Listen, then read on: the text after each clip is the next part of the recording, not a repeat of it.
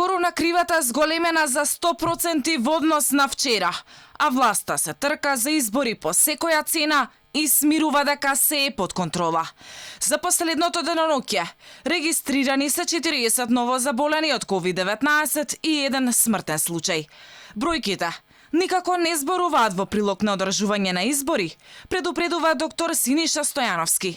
Тој алармира дека брзите избори се ризик.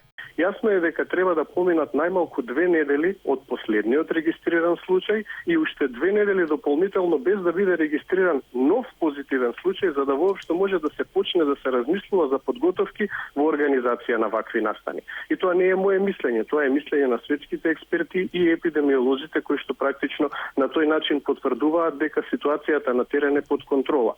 Наместо избори неопходен е итен и темелен скрининг на населението за полесно да се стабилизира епидемијата, предупредува доктор Стојановски за Алфа.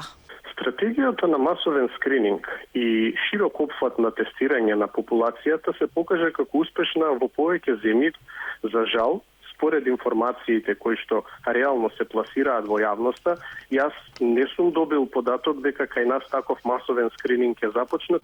Стојановски тврди дека владиниот протокол за изборната кампања не гарантира безбедност кај гласачите, доколку се одлучат да гласаат. Дали вие би отвориле врата во една ваква ситуација кога прво не знаете кој ќе ви тропне на врата, а второ самата бројка на пациенти, односно ново регистрирани случаи, кажува дека потенцијално секој може да биде или носител или позитивен на коронавирус. Анкетите велат дека мнозинството се против брзи избори. Тоа значи слаба излезност, ако по секоја цена се одржат. И одговарали на власта, индиректно, да им се ограничи правото на граѓаните да излезат на гласање.